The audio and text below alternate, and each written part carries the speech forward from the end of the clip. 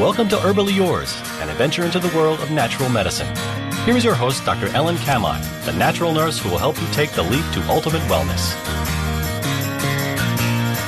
And greetings. Thank you so much for joining me, Ellen Kamai, the natural nurse, for another edition of Herbally Yours, right here on the voice of Nassau Community College, 90.3 WHPC.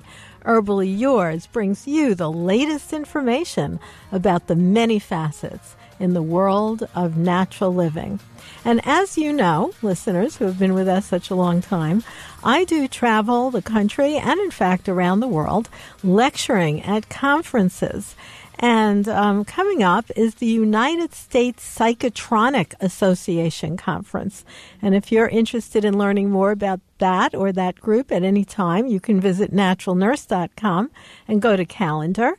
Scroll down and you'll find the United States Psychotronic Association.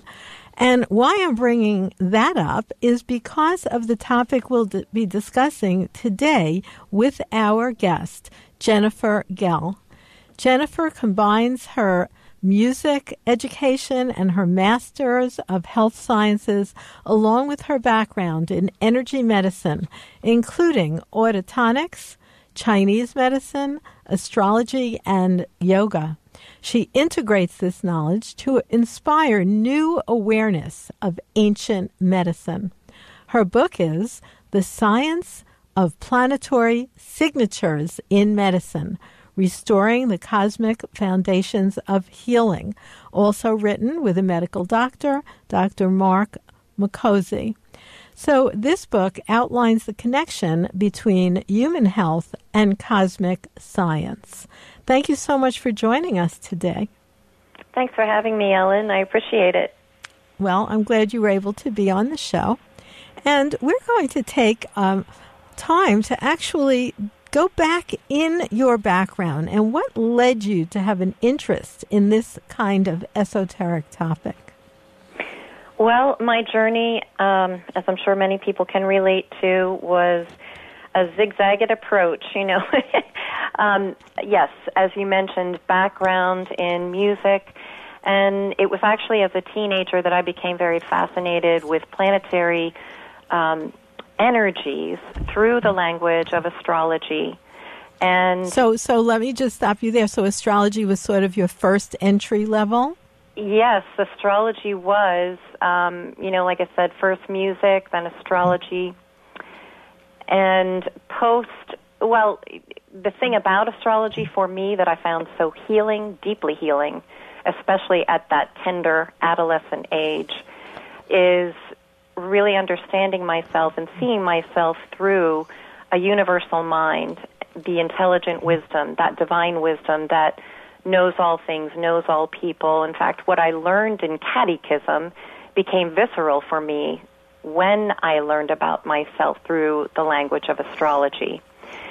Then I continued. I got my bachelor's in music. I want to interrupt you again and just share that Sure. I very early on in my esoteric studies, which continues to this ripe old age I'm at now, was astrology as well. Mm-hmm. But when I started to just tip the iceberg of astrology, I shortly realized, as I'm sure you did, how vast and deep it was. Oh, yeah. And I actually know you can't learn everything, no matter how long you live in this life. So I made a conscious decision to go more into herbal medicine. Sure. And less into astrology, but it gave me a huge respect to where I have conferenced with really knowledgeable astrologers throughout my life. Yes.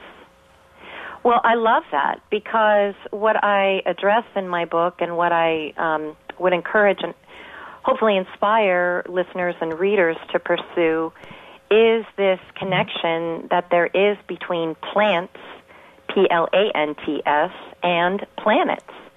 It just so happened that the affinity I have and the deep love that I have is the planetary essence and energies, and that's the medium through which I work, as well as sound.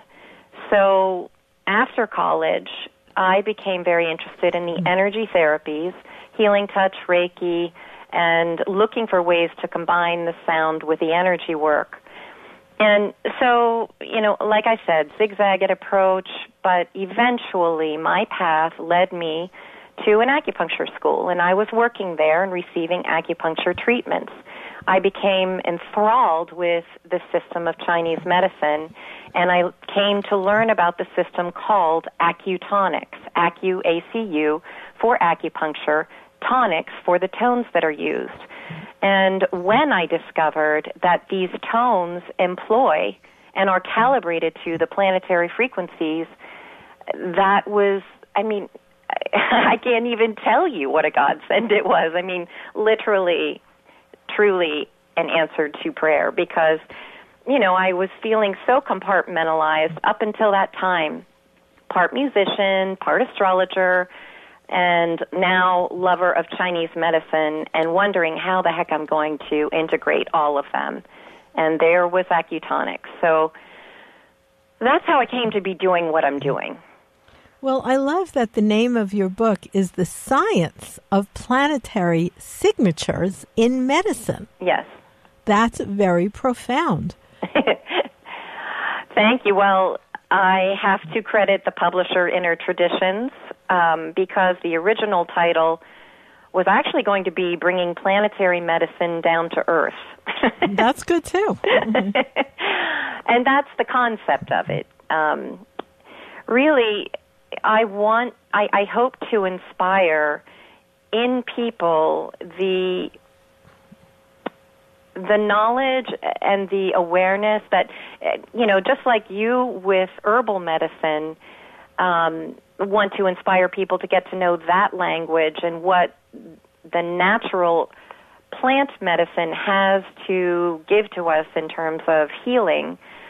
For me, I'd like to, inspire people to get to know themselves through the cosmic imprint, through the natal chart. And that's why in the introduction I talk about authentic medicine. What is medicine really? And do we want to continue on the track that medicine is right now, in terms of separating, compartmentalizing everything and separating the physical substance, reducing it down to the point where we can study it under a microscope, but we've lost the essence, we've lost the spirituality. And that is really why, I felt it so necessary to write this book. Well, I want to remind our listeners you're listening to Herbally Yours on the voice of Nassau Community College, 90.3 WHPC. I'm Ellen Kamai, naturalnurse.com, and my guest today is Jennifer Gehl, Masters of Science, and we're talking about her book, The Science of Planetary Signatures in Medicine. So, there's one little saying that I imagine most people have heard of, as above, so below. Mm-hmm. And that seems to reflect some of what you're talking about in terms of the microcosm and the macrocosm. Oh, yes. Yes.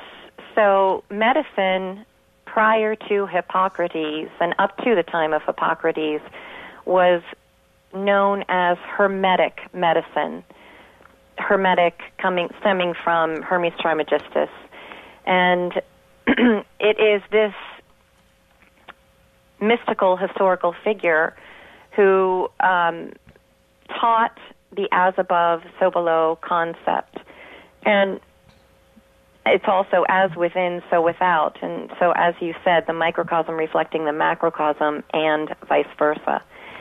And so up until that time, until the time of Hippocrates, which was really when Western medicine, when there became this separation between East from West and the separation of spiritual and energy medicine from physical, rational medicine, the approach. They understood up until that time that the four building blocks of the cosmos, fire, solids, liquids, gas, which we also know as the four elements, fire, earth, air, water, are operating all the time in the body. They operate on this planet and express themselves through the plants and herbs and even the minerals.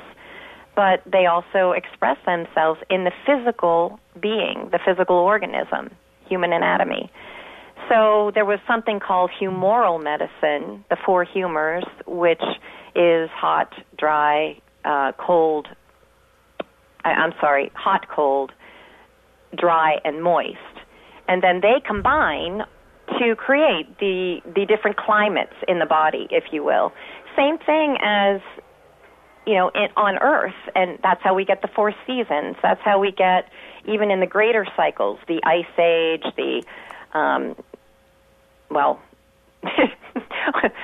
name some other ones, but throughout the thousands or the millions of years that Earth has been, in existence, these different climates have taken over, let's say. I can really understand what you're talking about in terms of your studies of Chinese medicine, because Yes. Chinese medicine discusses things like pernicious influences, where illness happens and you can tell what's going on. For instance, anyone, when I say you, I mean any listener, let's say you have a cough. May you never have a cough, but let's say you have a cough. Is it a congested kind of cough? That would have moisture in it.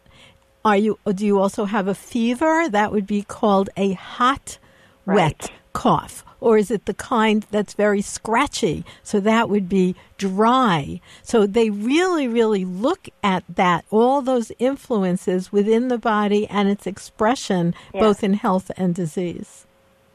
Exactly. And so in Chinese medicine, too, we look at the balance of yin and yang. And so what you're describing, the moist, intuitive energies versus the active masculine energies. And so in terms of how that relates to the four elements in astrology, we have fire and air, the active elements belonging to the yang, and earth and water belonging to yin. So yang in the body operates as quick-moving, heat, upward moving too, because fire rises, smoke rises, that is, and air never descends. It's always circulating above the ground. So it isn't grounded in the way that, say, water seeps into the ground, and earth, we have roots that grow deep into the ground. And plus, earth and water, I realize water can move very quickly, but it has a descending process and is more, and it also relates to the emotions. So fire is spirit, air is intellect, and we have earth representing the physical body and water representing the emotions. But this is just to give listeners, a connection between the four elements and the yin and yang expressions in the body through Chinese medicine. Well, we're going to take a little break right here and remind you that you are listening to Herbally Yours on the voice of Nassau Community College, 90.3 WHPC. Listen live or online at ncc.edu/WHPC. For more information on today's guest or topic, email whpc@ncc.edu. Stay tuned. Herbally Yours will be right back.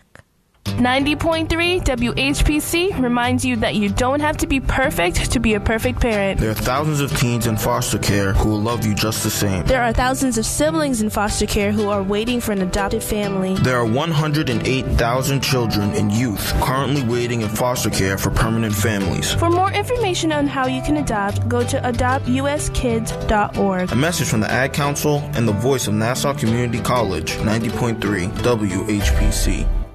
Hope you enjoyed your meal. And I just want to say, he's lucky to have a brother like you. Lucky?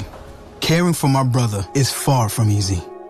But he's a part of me, like my arms and legs, so I'll be his. No time for tired. Nothing can disable this love. He needs me, but I'm the lucky one, even though I need help now and then. If you're caring for a loved one, visit aarp.org/caregiving for care guides and community. Support for your strength. Brought to you by AARP and the Ad Council.